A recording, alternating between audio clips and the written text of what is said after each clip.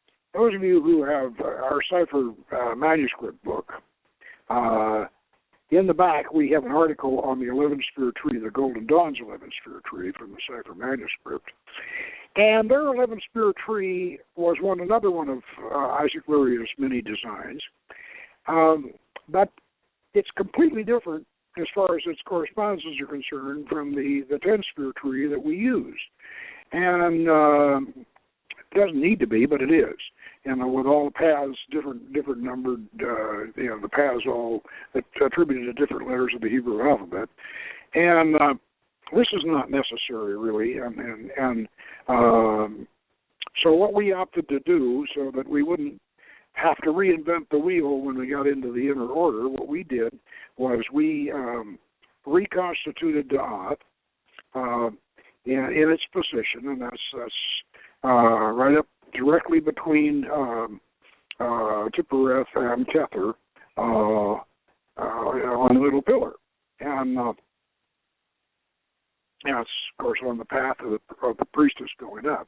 And so then we could add more paths.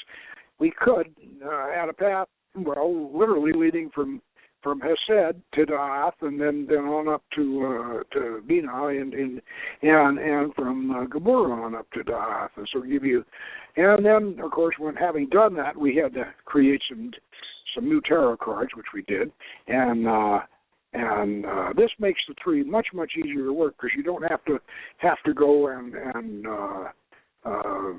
redo all the work you've already done down below for the new configuration. Something the Golden Dawn didn't get around to. They would have, I believe, the Golden Dawn, had they continued, they would have developed an 11-sphere tree. Probably not the one that they had in the cipher manuscript. They would have developed something like this. This seems to be almost something obvious. But Daath was referred to as a hypothetical sphere. Now this is kind of strange, because all the spheres on the tree of life are hypothetical. The whole tree is hypothetical. So this is but Daath was referred to as a hypothetical sphere because they wanted to have this entrance. Actually, what it was the gateway through the abyss, and they moved the two spheres together, as Gershom Shalom described, and as I talked about. They moved Hokmah and Binah together so they could form this opening point, or this window into the abyss, Stargate, if you will, if you want to call it that. And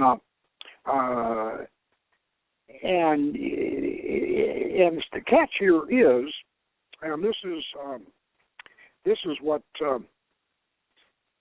we need to be very, very clear on, is that Daath then needs, if you're going to reconstitute it, as we have, so we have a real gateway into Bria and Kether on above, we can continue our ascent. In order to do this, to actuate it, it needs to have a planetary correspondence. Well, now, that turned out to be rather a simple thing, but it is simple after the fact. Now, the Kabbalah, the way it's constructed, the Odd-Time has a number of discrepancies and design flaws. One of them we've pointed out before is that there should have been, had they had a 24-letter alphabet, which they should have had, and Gershom Shalom even admitted they should have had, then they would have been able to fill out all the astrological correspondences and the elemental correspondences, which they didn't have with the 22-letter tree. So consequently, they ended up taking air, which should have been down at the bottom.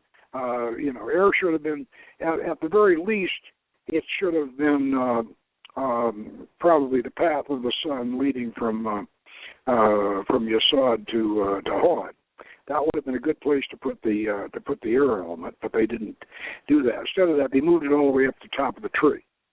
And this is really rough, because you should, as you begin your work, down at the bottom, as you begin your work down at the bottom of the tree with the elements, you should be able to have 4 paths corresponding to each one of the primal elements, and yet, unfortunately, because of the 22-letter of the 22 letters that were available to the tree, we only have 3 elements. We have Sheen, path of Sheen leading from Malkuth to Hod, which is fire, and then we have the path of the moon leading up to and that's 31, leading up to Netzach, and that can be attributed to water, although it's not really water, but we can be attributed to it. And then, right in the center, and this is important too, right in the center, the 32nd path is attributed to Saturn, leading straight up to Yesod. Now, this is very important because Saturn is, as I said earlier, is the beginning of the physical universe. According to very ancient tradition and the Kabbalah, the beginning of the physical universe is Saturn. And so the path leading from Malkuth to Yesod was attributed to Saturn, Earth. And Saturn became analogous with the element of Earth. Now this is the key to the fall of Daath, because Daath, when the tree after the fall, Daath falls down to Malkuth, and knowledge descends down to and it descends out of that place that it was, leaving a hole up there, which is represented usually by a dotted circle line. But if we reconstitute Daath where it was, right smack in between, equally distant between Kether on top and Tiphereth, the center. If we reconstitute Daath, then Daath should be attributed to Saturn. Now, first thing you're going to say when you hear that is, "Oh my gosh, we can't do that. What happens in the numbering system?" Rather ideal me, who is unfortunately no longer with us, but he came up with a brilliant solution to that problem. He said, "Oh, well, it's that simple. Just Kether becomes 0, not 1, and Chokmah becomes 1, as it should, and then Binah becomes 2, and then 3 is Daath. That's Saturn, and then we're home free. So Daath Saturn becomes the gateway, not just the first manifestation. It becomes the gateway, as it should, and furthest planet out. Now, this is the way, actually, as it turned out, this was brilliant, because Ira Kaplan said that Kether was beyond numbering, and Kether should not be 1. It should be 0, because it's beyond there. You can't number the beginning of the universe. And so Chokmah is the beginning of the so-called male or creative principle, is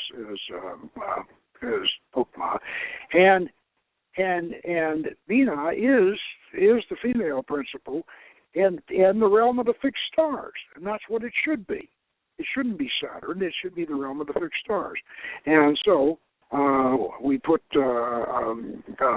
when we reconstitute the tree, we move Saturn to Daath, and then everything from there on out falls into place. Now, based upon that, let me read what we have on Daath out of our Hermetic Yoga book.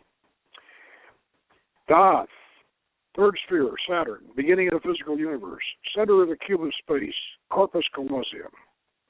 Daath is the third sphere in the downward lightning flash sequence of our 11-sphere restored tree before the fall. This arrangement is explained in Appendix 1, and that's the article from the 7th ray. Saturn was the furthest planet the ancients could detect. Hermetic celestial geometry considered its orbit to be just below the zodiacal circle and the heavenly realm above. And hence it was said to be the beginning of the physical universe in spiritual evolution. And conversely, the way back to heaven in the ascent. Now, this has all been discussed in the text, and Saturn is traditionally a malefic, and because it revolves so slowly, it was given an alchemical attribution to lead. And yet, in our Hermetic and Dante-esque progression, it is the highest sphere, the jumping off place for returning to the Godhead. And our icon uses both mythical and elemental symbolism. Here we see the interior of the mountain of darkness from the book of Enoch and the Zohar. We see the fallen angels who have developed into a state of earthly imprisonment. They yearn to be free and follow the ego upward. Meditation on this icon will reveal one of the great mysteries of our tradition, that we ourselves are the fallen angels, and that we must overcome our addiction to the pleasures of the flesh in order to liberate our spirits. In the Zohar, it was written that King Solomon mounted Shumal, a mother of eagles, and for that, see my story, Prince Akat, in our seasonal book, and to visit the mountain of darkness and learn the magical secrets from Azza and Azazel. However, path workings to Daath should be treated like the Tibetans treat Poa. Once a year is enough. It's like Halloween. Once a year is enough. Now, let me talk a little bit about Azza and Azazel. Now, Azazel has several different varieties. One of them is the scapegoat, but that's not what we're concerned about. Azza and Azazel were a sort of a creation of Moses de Leon, who authored the Zohar. Now I know there are still people who believe that that Moses de Leon translated the Zohar out of Aramaic from an old manuscript that dated back to 200 A.D. But that's been pretty much disproved, and both his wife and his daughter both confessed that Daddy made it all up. But regardless of whether Daddy made it all up or not, the Zohar is a holy book, and the greatest Kabbalist of all time, Isaac Luria, he considered it a holy book, and so we'll accept, regardless of whether it was came out of, regardless of whether Moses de Leon channeled it or copied it or whatever. What he did was this. He took all of the fallen angels from the book of Enoch, and that's about 200 of them, led by our old friend Samyaza with the 3 eyes, as you remember. He took them all, and he used Azza to represent all of the female versions of these fallen angels, and then Azazel to represent the male version. And then he chained them, one on one side of the cavern and one on the other side of the cavern, as you can see in our icon. And that's in the icon. We have a nice colored icon of this in our Hermetic Yoga book. And those of you who have not ordered your Hermetic Yoga book yet, you really should, because it's really we're not going to talk about what a bargain it is, because you're getting it for cost, and you should order it if you're associate members, and most of you. And I'm going to say most of you are, but hopefully most of you will be. Anyway, these two angels are still lusting for each other, because the reason why they fell was they wanted to enjoy the pleasures of the flesh. And you can't blame them. I mean, angels are spiritual beings, and we're down here in Malkuth having a lot of fun, and they just they thought, well, we ought to go down there and have some fun too, and so they all came down. But what Moses de Leon did was he took all 200 of them, and all the female versions of them became Asa, and all the male versions he represented as Azazel, chained them to either side of the wall, and then, because they did come down to give knowledge to human beings, and as you recall from the Book of Enoch, they taught everything from astrology to, they taught women how to make themselves up, and they taught men how to forge swords, and they taught men and women how to draw horoscopes and everything else. That all of the stuff that we weren't supposed to do, I suppose. But these two figures, Asa and Azazel, represented the 200. And Solomon would mount up on his great eagle, which that's the old ancient Canaanite Shumal, the mother of eagles, and he would fly to the mountain of darkness. This is according to Moses de Leon now, the Zohar. And he'd fly to the mountain of darkness, and he would learn his wisdom from Asa and Azazel chained to the mountain. And what better source than that? Because they had the wisdom, and of course, we assume that was the wisdom to help Solomon build the temple and become a great king. But let me give you another little thought on this. Our Arab colleagues. They came up they did the same thing. I don't know whether they were influenced by the Zohar or not, but they did the same thing basically on their side of the pond. They took all the fallen angels and divided them into two, here again, into a male and female version, and they called them Marut and Harut. And so they did essentially the same thing. They probably were influenced by the Zohar. But so these fallen angels are still, they're still there, and they're still in that dark mountain, at least in our collective unconscious. And I mentioned Leonora Leet and her secret doctrine of the Kabbalah. I want to. Of course, we didn't do this and publish this, but I really want to encourage you, those of you who really want to get into this, the secret doctrine of the Kabbalah. That's Kabbalah, Recovering the Key to Hebraic Sacred Science by Leonora Leet. This is really a beautiful book, and this is one of these books that you just feel like you're really, really getting the secrets behind this ancient system. And I have just found this book to be a treasure house. Now, I'm going to read you what she has to say about Daath in here, and we're going to discuss this a little bit in relation to. I'm juggling all these books around here. Like I said, I'm going to be reading the Zohar in a moment. All right, let's see.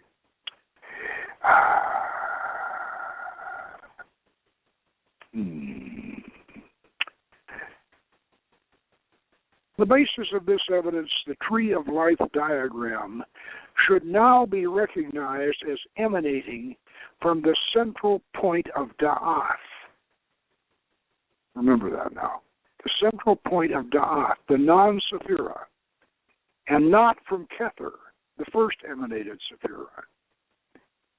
The most important implication of recognizing that the Tree of Life diagram emanates from Daath emerges, however, from reflection upon the meaning of Daath knowledge. For what the sixth-fold tree centering on Daath accomplishes is precisely the transformation of the Tree of Life into the Tree of Knowledge. In a Kabbalistic tradition recorded by Eleazar of Worms in the Sefer Hasham, the book of the name, the Tree of Knowledge was held to be not intrinsically, now this is important, the Tree of Knowledge was held to be not intrinsically evil. Rather, the error of Adam and Eve consisted in eating of its fruit prematurely, on the sixth day instead of the seventh.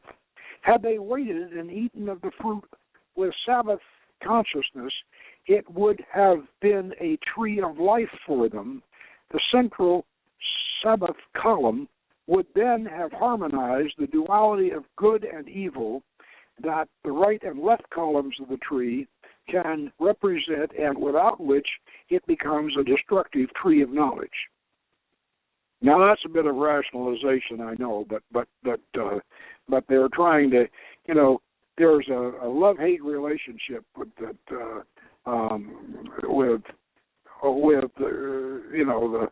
fallen angels all through the Kabbalah.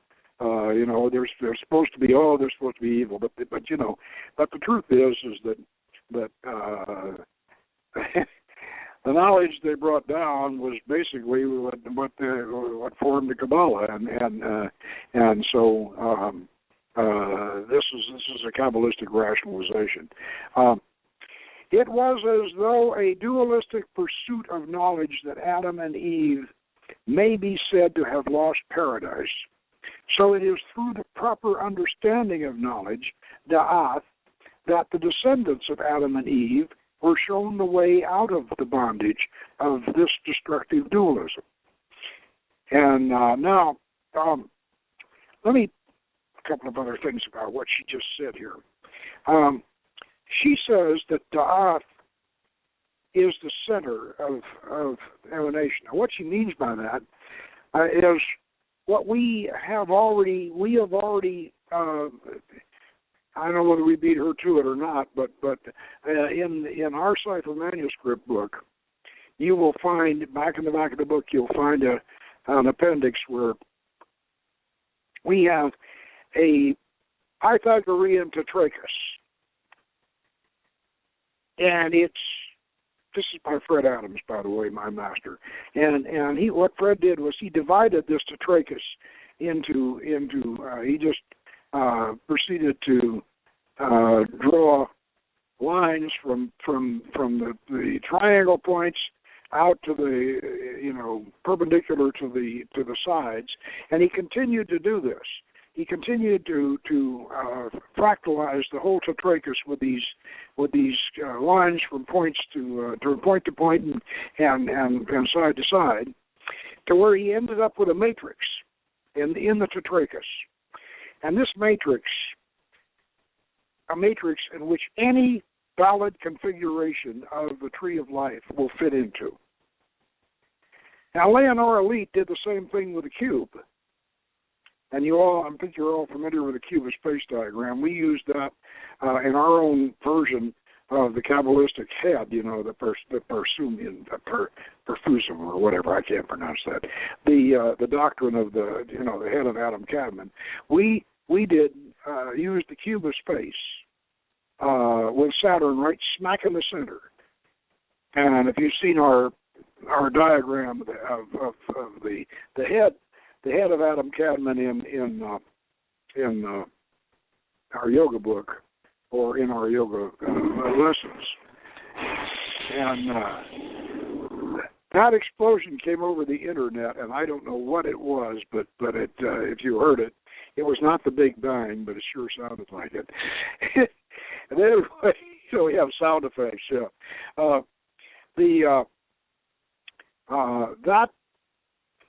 that diagram is free. You can find it on the internet, actually, our head diagram.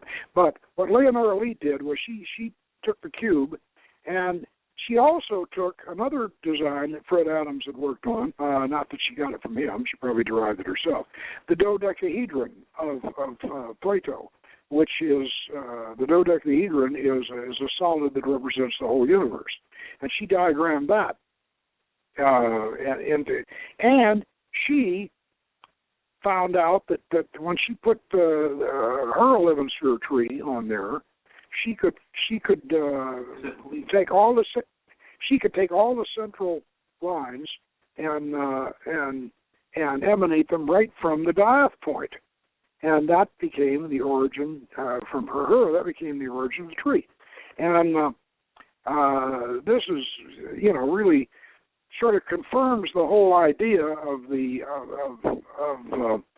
both the idea of Saturn and also the idea that Daath is that center point. Now, also too, I did a diagram of a couple of unicursal hexagrams. And if you take these unicursal hexagrams and you run one from Kepler and one from Daath and link them together, you see that they will touch about all of the major spheres on the tree. So we have a great deal of geometric symbolism involved in Daath, and Daath is, as I say, it is the entrance to the abyss and to the higher spheres. And we'll go on through and discuss the Briatic spheres next week, and more into this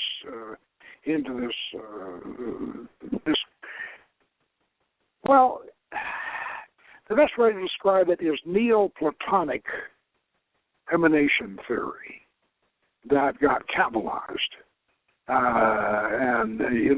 Plato. As we recall, Plato came up with the idea of preforms. Before forms existed, there had to be ideas of forms, and those ideas eventually became forms.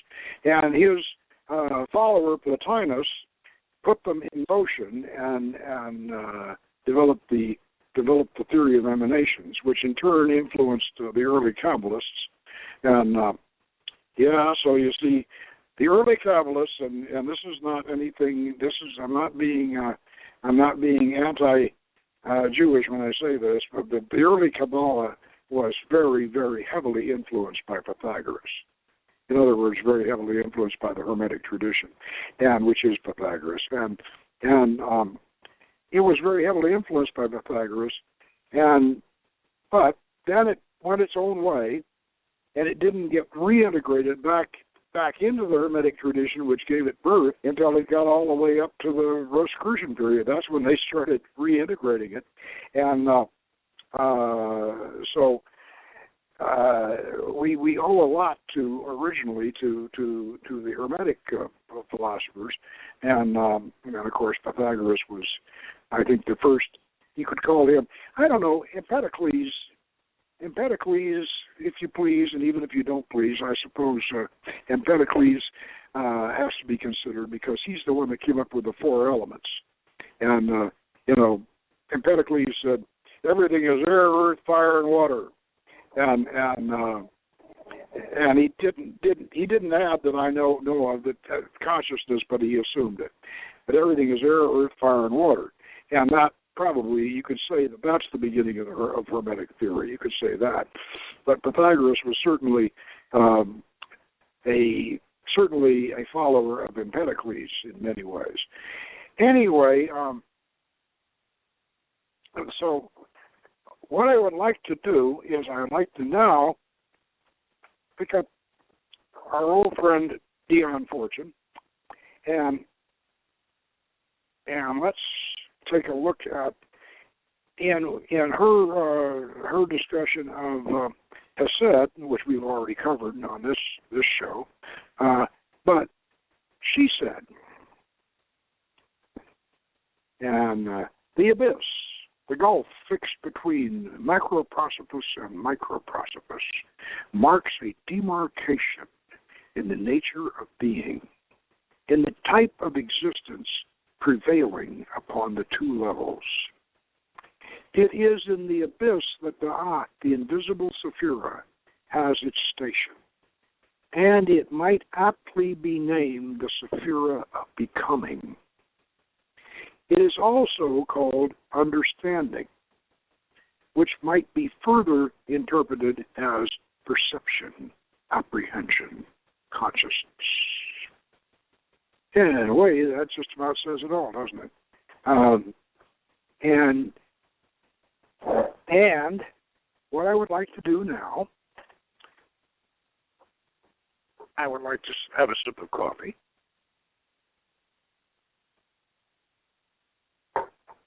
That was good. Now, have a sip of coffee, and I would like to read from the seventh ray, the red ray. I would like to read our article on the 11th New Tarot Trumps for an 11-Sphere Tree of Life. Okay?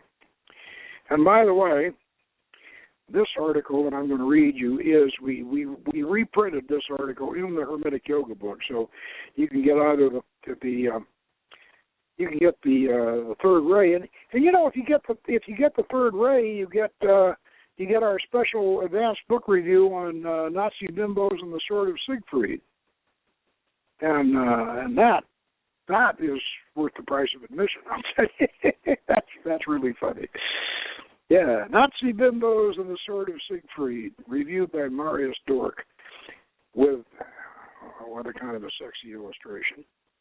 And let me see here. Let me get to the article on spheres, the 11 sphere tree. Here we go. And we have also the color pictures of the new tarot cards. That's Conquest, Alchemy, and Unity, and the new paths at the top of the Minuta Mundum. So there's a lot of other good stuff in the Red Ray too. You know that there's Return of the Dragon Lords, which I remember Friar Heracles did a delightful impression of me reading this at one time. Okay, New Tarot Trumps for an 11-Sphere Tree of Life. And the blurb says, during the past 30 years, we have witnessed an explosion of tarot card designs. We have been offered tarots from Aztec to Zen, always with the 22 major trunk format dictated by the traditional design of the Kabbalistic Tree of Life. But with the arrival of the new millennium, the hypothetical sphere of Daath is finally manifested, and we need new tarot trumps for an 11-sphere Tree of Life. Okay. In the Golden Dawn's original cipher manuscript, the Tree of Life shown was not the 1652 Athanasius Kircher design we are familiar with, but a strange 11-sphere pattern connected by 22 paths with no horizontals bridging the spheres. Nearly all of the tarot and Hebrew letter-to-path attributions differed from the standard GD scheme. The origin of this unusual version of the Ottkeim can be traced to Knorr von Rosenroth's Kabbalah de Nudata, 1677, and attributed to the school of Isaac Luria, who was called the Ari. The Golden Dawn's founders did not base their outer order initiatory tarot attributions on this Lurianic scheme from grades 1 through 10 through 4 equals 7. They stayed with the 10-sphere Kircher arrangement. The 11-sphere tree was conjectured to represent the tree of life before the fall. For more details on the background of this curious configuration, see Appendix 2 in the cipher manuscript, and the secret path system, and in my book, The Secrets of the Golden Dawn Cipher Manuscript.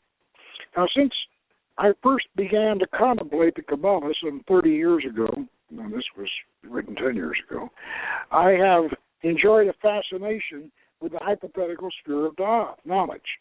If you saw it as the gateway to the Olam Yazura, astral world of formation, then Daath is the portal of the abyss, beyond which lies the Olam Bria, the archetypal world.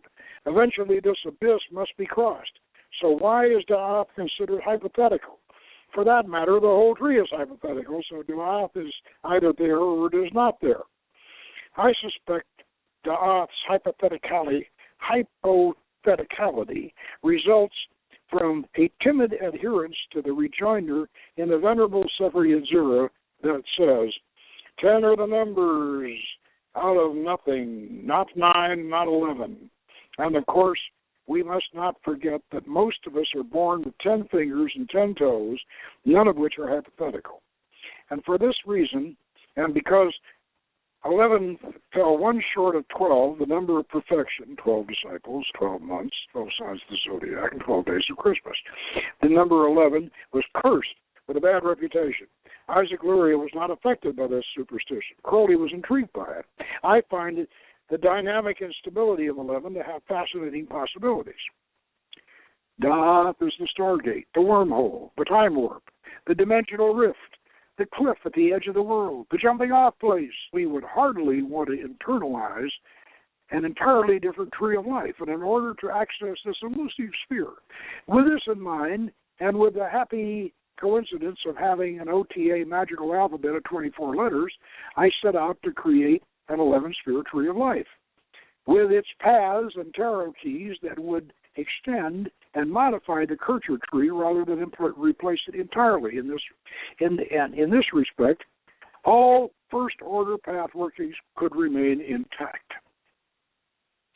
There was a minor conceptual problem in that the new design actually required 25 rather than 24 paths, which meant that we needed a null for one-letter number attribution path 34. This turned out to be a fortunate opportunity to include infinity, equal to the square root of -1, as a super final beyond omega, and omega equals 800, the path 33. And in an endless loop, it would precede the first character in our Neo-Canaanite magical alphabet. Crowder equals 0, that's path 35. I could have opted for 5 new paths, leaving the Kircher arrangement virtually intact, but this seemed inelegant and unnecessary. The lovers, soulmates united, the emperor, universal kingship achieved, and the fool, innocence recovered, are all appropriate as post-abyss realizations. In the Kircher arrangement, they cross the abyss at tangent angles in any case, and by placing the priestess between Binah and Kether, and the magician between Hokmah and Kether, with the fool coming straight up the middle pillar, we have created such a harmonious supernal family that I find it difficult to understand why something like this wasn't not suggested years ago. I was relieved to discover that the 11-sphere sequence would not affect our traditional number-to-sphere attributions along the flaming sword or lightning flash if we use the logical expedient of attributing 0 to Kether. As mechanically simple as this appears, the philosophical implications it produces are nonetheless profound. Hokmah and Binah, the Western yin-yang, are now 1 and 2, which seems more appropriate. This Silverado arrangement leaves more importance to the divine feminine principle than previous Kabbalistic progressions. However, if we need traditional justification, we can cite Ira Kaplan's definitive Sefer Yetzirah commentary, in which he states that the ancient rabbis believed God himself could not be numbered because he was beyond the limits of mathematics. And so we are in harmony with the venerable Kabbalists when we assign our numberless number to Kether.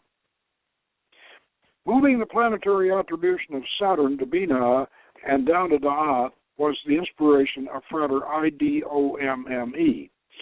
And after the fact, it seems perfectly obvious. Saturn, to the ancients, was the last of the planets before the realm of the fixed stars, which now becomes Binah. It should have been in the first place. Saturn was considered the planet of death and resurrection, the obvious residence of Mot, the Canaanite Dark Lord, and the right location for the abyss, replicating the position of the veil beyond Ashia and Yetzirah in Yesod. Conversely, Binah, which was always the realm of the supernal mother, is more properly attributed to the great celestial goddess of the zodiac, Asherat of the sea, the Soma Sophia, or Nuit in Egyptian and Ptolemaic pantheons.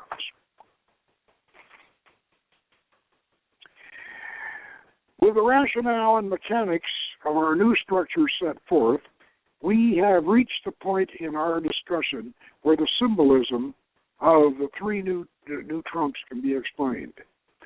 First in our new order is path 33, Conquest. I'm trying to read Roman numerals, and it's XXX, XXX, conquest. Leading from Gabura to Daath and attributed to Omega, which equals 800. The last letter in our 24-character Hermetic magical alphabet. The central figure is the Canaanite war goddess Daath. She stands in triumph upon the bodies of her fallen foes, the unbalanced demonic aspects of the four elements, capricious air, dissolute water, wrathful fire, and slothful earth. Behind her stands a ruined temple symbolizing her victory over the bondage of earthly religious dogma. The burning fortress connotes her mastery over the opposing earthly socio-political restrictions. Her necklace of human heads represents previous incarnations remembered, and the girdle of human hands signifies the deeds of those lifetimes accepted and reconciled. And the skull cup is an offering of her own mortality to the higher principle. The bloody hook sword is the means of severance with which she cuts all bonds to the ego-centered physical universe.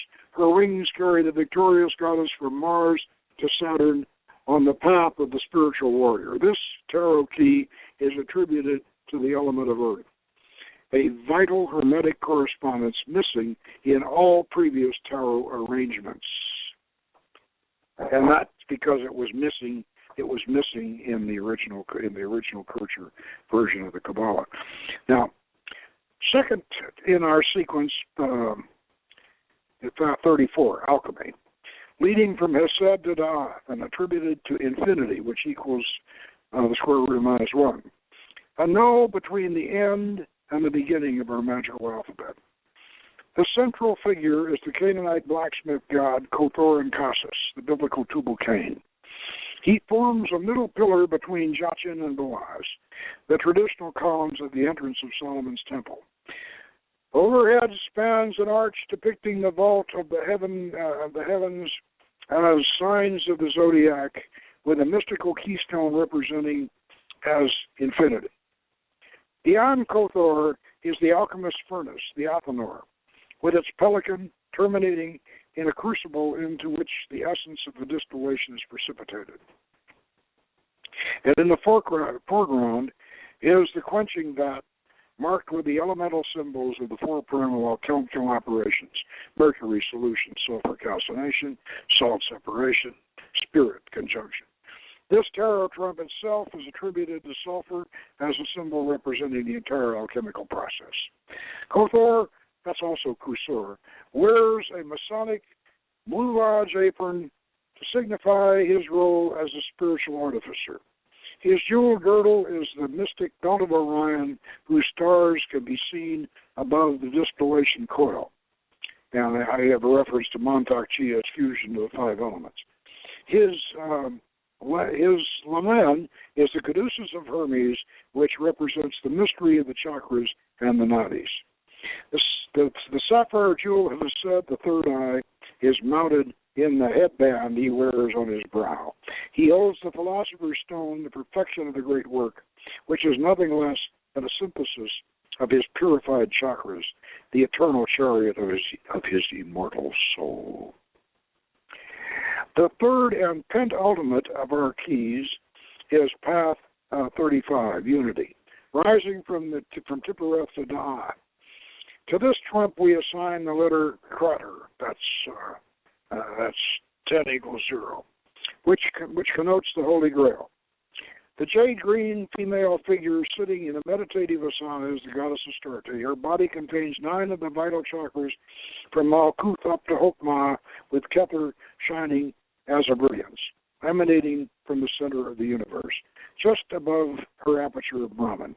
These chakras are attributed to the spheres of the Kabbalistic tree of life, following the course of the flaming sword or lightning flash. Bina and Hokmah are located in the right and left hemispheres of the brain, and we depict both of them graphically as one yin-yang design on the left side of Astarte's head. Daath is located in the portion of the brain called the corpus callosum, and is shown on the right side of Astarte's head. His head is in the third eye in the forehead. Gabura resides in the throat, Tiburet in the chest, Netzako, solar plexus, Hod just below the navel, Yesod in the genitalia, and Malkuth in the anus. This Western Psychic Center arrangement was first revealed in 1975 and published in the Seventh Ray, Volume 4, Number 2, revised version in Chapter 9 of the Hermetic Caduceus, from the Book of Solomon's Magic, 1996. And more recently, of course, in Hermetic Yoga, Volume 1. Astarte sits in a vast ocean of living water, germinating spermatozoa coming from the stars, swim up into her womb in an endless cycle of regeneration. Behind her head looms the great Hermetic mandala of the universe, the Enneosphere, which conveys the inner meaning of the Hermetic Rose Cross, befitting her path position in the middle pillar above Tipuret. Astarte, like her sister, the Tibetan goddess Green Tara, internalizes the complete mystic path of spiritual attainment. This trump is appropriately attributed to the element of spirit. As Frater Solomon has reminded me, this new arrangement will impact our HTA magical retreat procedure. We decided not to let it, actually. We decided that because people have been working the basic tree, we were going to let them do that. So even though Mike reminded me that we ought to deal with that, we just decided that we were not going to reinvent the wheel at that point. The anchorite would now be required to access the new paths. Now the second order pathwork is using Cusor's boat. And I said, on this symbolism shall be forthcoming. Now, as I say, we decided that we were not going to do this, not going to inflict this on people before the retreat, because that would be putting the cart before the horse. Now, the bibliography on this was Montauk Chia's Fusion of the Five Elements, which is Taoist, Crowley's The Book of Thoth, 777 and other Kabbalistic writings, Ira Kaplan's Sefer Yetzirah, The Book of Creation, my own Book of Solomon's Magic, and Secrets of the Golden Dawn Cipher manuscript, and this, of course, was written before the Hermetic Yoga book, but we published it as an appendix because it does relate to so much that we were dealing with in the Hermetic Yoga book. And then we have a diagram of the tree with the new trumps, and then we have colored pictures of all of them. So. As I said, this is all in the Seventh Ray, Book 2, The Red Ray, which is available on Amazon. And as I say, it's got a lot of other articles in it that are interesting besides this one. So I encourage you to get that along with the yoga book.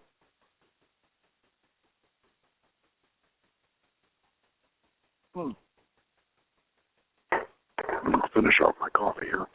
And now, we're just about out of time, and that ought to be enough to get you thinking about Daath.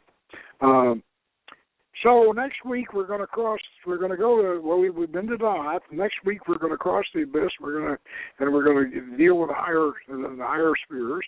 That is, unless something else intervenes that's quite interesting that would supplant. But I think we're continuing and wrap up the whole discussion of the spheres of the Tree of Life.